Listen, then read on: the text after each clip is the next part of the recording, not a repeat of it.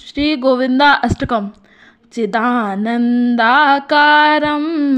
श्रुतिसरससारं समरसं निराधाराधारं भवजलधिपारं परगुणं रमाग्रीवाहारं व्रजवनविहारं हरनुतं सदा तं गोविन्दं परमसुखकन्दं भजतरे सदा तं गोविन्दं परमसुखकन्दं भजतरे। महाम्बोधिस्थानं स्थिरचरनिदानं दिविजपं सुधाधारापानं विहगपतियानं यमरतं मनोज्ञं सुज्ञानं मुनिजननिधानं ध्रुवपदं सदा तं गोविन्दं परमसुखकन्दं भजतरे सदा तं गोविन्दं परमसुखकन्दं भजतरे। धिया धीरेर्ध्येयं श्रवणपुटपेयं यतिवरेर्महावाक्यैर्गेयं त्रिभुवनविधेयं विधिपरं मनोमानामेयं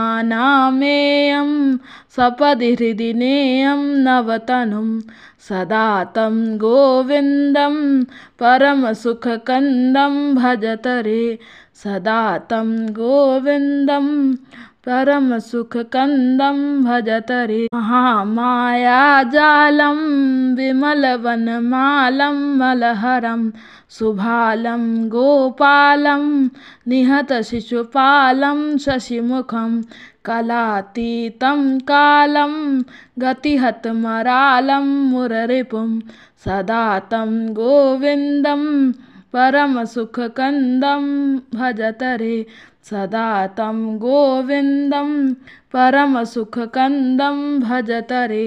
नभो बिम्बस्फीतिं निगमगणतीतं समगतिं सुरोघे सम्प्रीतं दितिजविपरीतं पुरुषयं गिरां मार्गातीतं स्वदितनवनीतं नयकरं सदा तं गोविन्दं परमसुखकन्दं भजतरे सदा तं गोविन्दं परमसुखकन्दं भजतरे।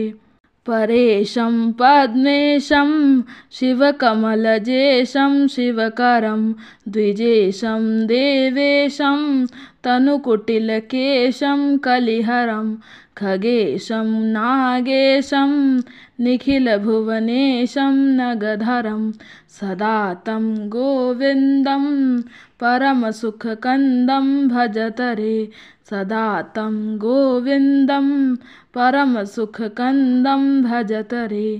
रमाकान्तं कान्तं भवभयभयान्तं भवसुखं दुराशान्तं शान्तं निखिलहृदिभान्तं भुवनपं विवादान्तं दान्तं दनुजनिचयान्तं सुचरितं सदा तं गोविन्दं परमसुखकन्दं भजतरे सदा तं गोविन्दं परमसुखकन्दं भजतरे।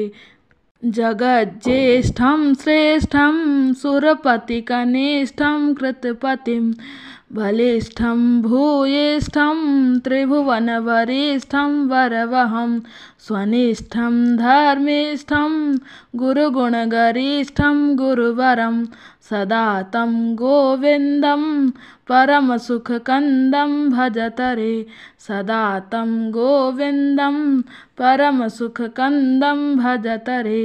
गदापाणेरेतद् दुरितदलनं दुःखशमनं विशुद्धात्मा स्तोत्रं पठति मनुजो यस्तु सततं स भुक्त्वा भोगोघं चिरमिह ततोपास्तव्रजिनः परं विष्णोस्थानं व्रजति खलु वैकुण्ठभुवनं सदा तं गोविन्दं परमसुखकन्दं भजतरे सदा तं गोविन्दं परमसुखकन्दं भजतरे।